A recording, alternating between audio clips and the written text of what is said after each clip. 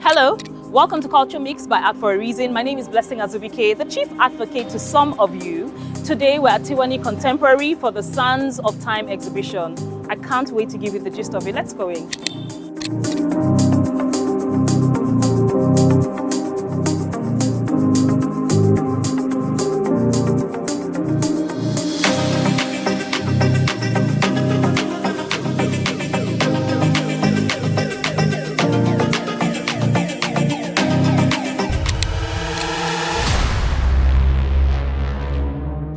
Hi, my name is Salaam, but you can also call me Jay.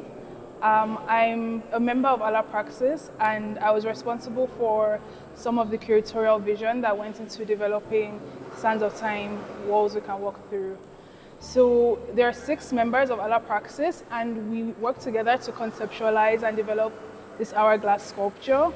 The special thing about the hourglass is that it's actually functional. So we actually expect our audience to participate in the act of scooping sand from the basin at the bottom of the hourglass and return it to the top. And so that creates a cycle of give and take.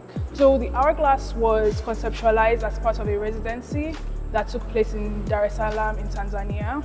And the prompt for that application was to explore sustainable ways of building cities. And so we were thinking about it from a material perspective. And the main component that goes into creating cement is sand. And so we wanted to talk about that relationship between sand and construction. Here you see shovels at the bottom of the sculpture, which are used in the same process of sand mining. We thought it was an important social issue because it was ecological, but it also impacts societies. And we thought it was important to talk about this in the context of developing cities. We also learned in our time in Tanzania about this Swahili concept of sasa and zamani. Usually when you see an hourglass, it's kind of one connected piece, but in sasa and zamani, it has 2 concepts. As opposed to past, present, and future, we have present and past. And so those are the main concepts that went into this. This was designed using acrylic and MDF plywood.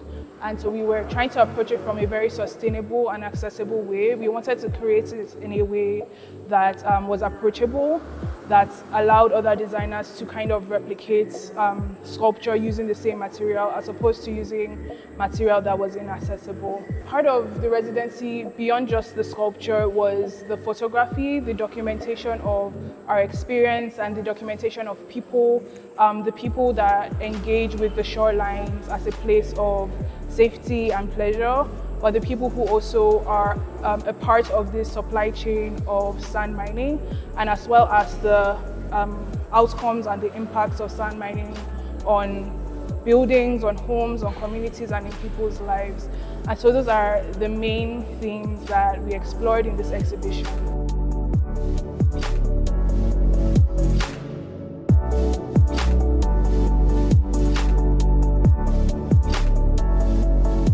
All right, so the exhibition starts at this point. This is the configuration which the collective had in Tanzania.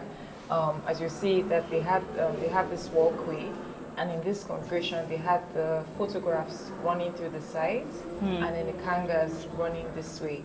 So these are, they have the centers and the hourglass. Okay. So these are altars. So this resonates with the spirit of their practice. The meaning of AlaPraxis is Allah, that's the ground. In Igbo. In Igbo. And praxis is a way of teaching. And so this is the summary. The collective really cares about earth-centered technologies, ways of life, and our relationship with our ecology that is inspired by our relationship with the earth. So that is the grounding ethos of their practice. Even if they have these physical objects, they would have a very spiritual, embodied aspect to the exhibition. Okay. So they did this in Tanzania after 6 months of their residency, and I think that's the beauty of contemporary art, where nothing is inherently for sale here, but the idea is what is of value. So even have them live in Tanzania for 6 months and introduce Tanzanians to this cycle. So them were disruptors to a cycle that was prevalent in Tanzania at that time, which I think is a very special idea. So what they do in Tanzania is that they take the sand from the coast and then build houses on the mainland. So you can already start imagining what that would look like if you spin that into infinity. And it's that idea of circles and cycles I really was playing with when I was thinking of this configuration for Lagos. Okay. So starting with this photograph here, I feel this photograph really exemplifies the artist's way. Even when the photographs are landscape, they are very focused. They want you to focus on something and they're almost forcing you. And I also think it's just a very interesting photograph. Every time you look at it, you see something new. Like the ring, the tire actually in the dead center of the photograph, the bird that is just standing there, and the water that is just like a cat, looming there, waiting. I like the imperfection of it, the broken walls, like everything is just imperfect. Yeah. I love it. And I move on to this next series of photographs. All these photographs are all houses by the coast. So, and then you see that the artist at this point becomes very obsessed with the idea of cities as ruins. When you look even at Lagos, what are the markers of what was before that we can see today? And what is even here right now look like 100 years from now? And then you can see, like I told you, you're taking sand from the coast in to build houses on the mainland. So you have them really going back and pushing back in. And what I think that's so special about this photograph is the more modern house you see at the horizon over there, which also reiterates that idea as well. Okay, so that takes us through the next three somewhat. Yeah. Okay.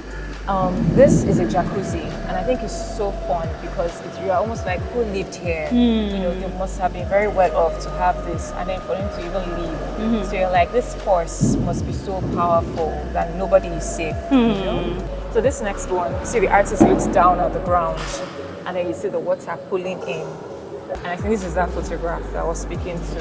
And I think this is just such a wonderful shot, and shows like power photography even over paintings, because this is real.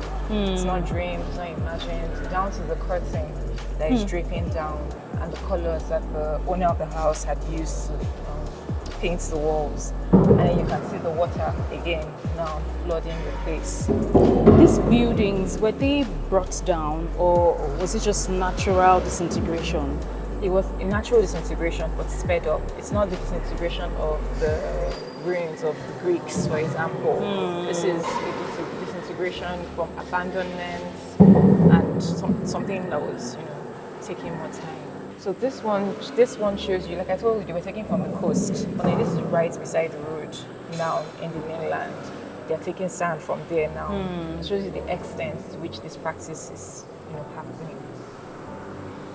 So this is the one that echoes back to that, when the artist now zooms in on that meditative practice that the people doing the digging must be stuck in, and you can already see the water at the background as well, getting louder.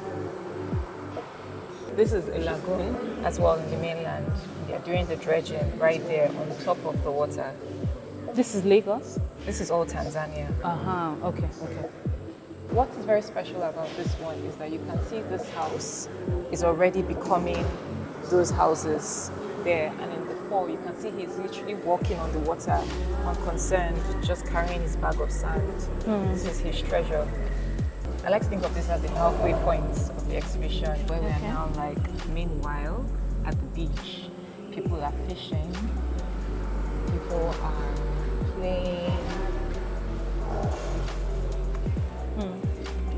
So the water here is more friendly, it's more clear, it's less ominous in a sense. Yeah. And something very interesting is that Tanzania is a multicultural city, just like Lagos. A lot of imports and exports. Yeah.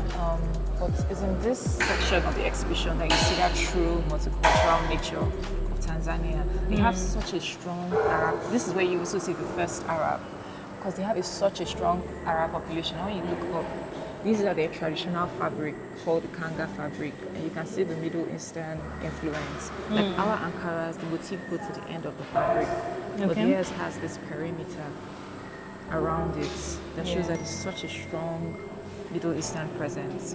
And then I'll now draw you to the installation now. In the original configuration they had in Tanzania, the more sand you have at the base, the louder the music is. Okay. So it requires the audience is always there to make sure that they are pouring the sand back in, to make sure the music is even. And then so it also balances out with the surround sound you can hear in the exhibition space. Okay. And I think what's so special about this as well is that the artists now opted to leave this middle space. And it has been a very fun experience for me watching people interact with it, because there's the automatic thing to scoop the sand. But you find once in a while someone that plays with the middle. It's such a kind of opportunity to do something different, to play in that space, even if it's to help the sand go in. I think I'll fall under the group that would play with the middle. I'll also draw you back up again to the canvas. I just also have this circular motion going to re-emphasize the cycle and the waves as well in its format. We call this the fabric that speaks. The artist has in this very fun anecdote where he talks about how if you're having a fight with someone, you could go to the market and pick out the one that has the most passive-aggressive message that speaks to your reality or your argument, and you're wearing the fabric in front of the person you're fighting with, which I think is so special. It's so interesting because it reminds me of downfall buses. You know, you're stuck, because if you're stuck in this thing, in this loop, and you want to just do something different, impose yourself and do something out of the cycle that is going on. Yeah.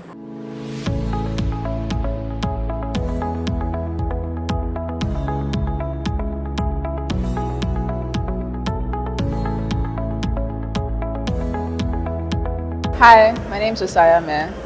I think the first thing I thought when I walked in here was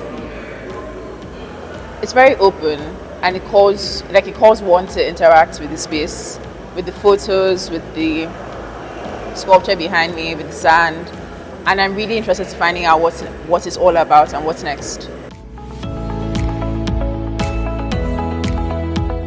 Hi, my name is 𝐒𝐚𝐬𝐴𝐬, and I am a member of the AlaPraxis collective. And what this exhibition actually means to me is community. Just earlier we were talking about how it took a number of people, like a lot of people, to actually build the entire installation, what we had in Tanzania and even what we now brought to Lagos. Like, it took a lot of people from just trying to source for materials and having to communicate with people in Tanzania in their language. But because we don't speak Swahili, we had to work with someone else that is familiar with the market and familiar with the material that we're trying to get, but also speaks English and can interpret to the person we're trying to get things from. And the workshops we had and the people that came not just to come learn, but to also contribute to the workshop that we were having. There were a lot of things, and because we are 6 members in the collective, naturally there were just a lot of things to contribute and also share amongst ourselves. Yeah. And it took this community that we had individually gathered around ourselves to come together to form a larger collective to bring this dream to life. And that for me just ultimately speaks to what this is about, trying to reclaim communities and trying to push this discourse of what we can be or what we can create collectively, as opposed to a selected few trying to collect and create this world that they think we are going to enjoy or going to be a part of, but we feel somehow disconnected from, because that core of unity, of collective, is not at the center of what they are trying to do. And yeah, so this is what I particularly enjoyed in the process of creating this exhibition, and also having it travel from Tanzania to Senegal to Lagos and going to Austria, and we don't know where it will be going to next. So it's very much grounded in community. And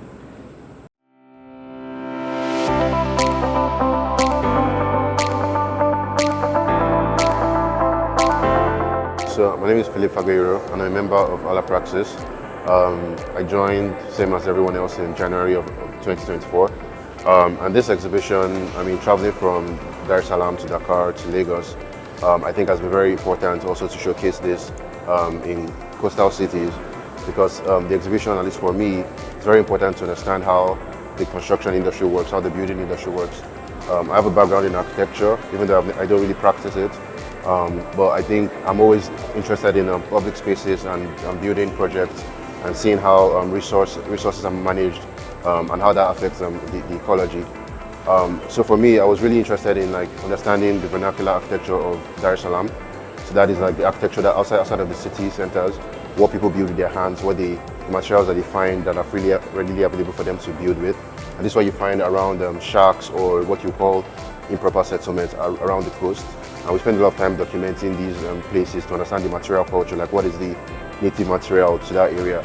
Because what we'll find in a lot of modern building materials is that they are imported or they're made in factories, but they're not using materials that are native to the region. And this sort of informed the design of the installation, most of which we could not bring here in Lagos because of the space and the time for setup. But we essentially built like a house or a dwelling in Dar es Salaam. We had different sections. There were rooms for the hourglass, rooms, a prayer room, an archaeological museum, and all of this had to be built using different materials that we could find and source. So for me, this was a very interesting part of the project. Thinking away from sand, like what if we are not mining sand at this rate, how can we build our environment, how can we build our dwellings, how can we build our houses, and seeing what opportunities actually exist, the wood, the metal, things we can actually put together, and people are putting together to build their houses. So I think that was like the more interesting part of this exhibition for me.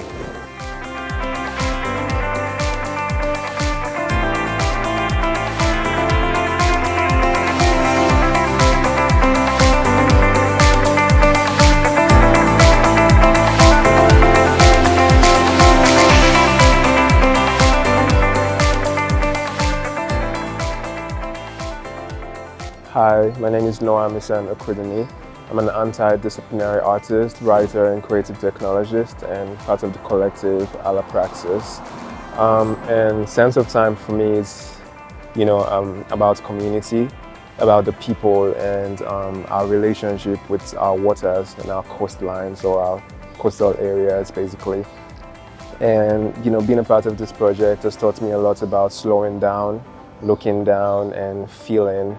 And it's also taught me a lot about time and, being in, connecting with people, connecting with the environment, and, how being part of a community or being part of a people can actually expand your ideas. And I feel like we can actually relate this to our environment and how we deal with it, in terms of like thinking through things, thinking through how we relate with material, thinking through how we relate with our built environment, thinking through how we relate with nature and how we commune with it. Hello, my name is Chinyere Sointolu. I am a member of AlaPraxis, and this exhibition means a lot to me. But one thing that stuck out to me about this exhibition is the fact that it travels. It's been to Tanzania, Senegal, now Lagos, and from here it's going to Austria, and how it evolves through every place it's been. The space informs the way the installation has been presented, the people, the language, the sound of the environment informs the way we show the exhibition in each country, and I'm always so excited to see the shape it takes wherever we go.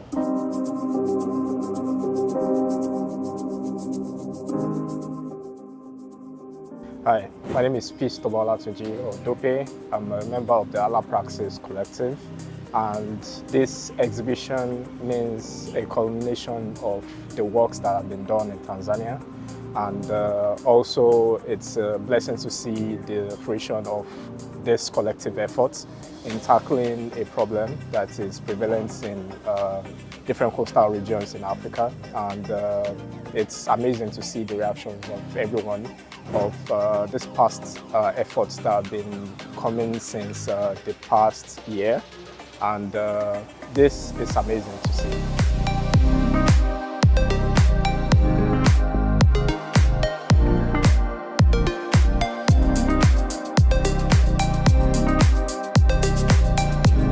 That's it on this episode of Culture Mix by Art for a Reason. See you in the next feature.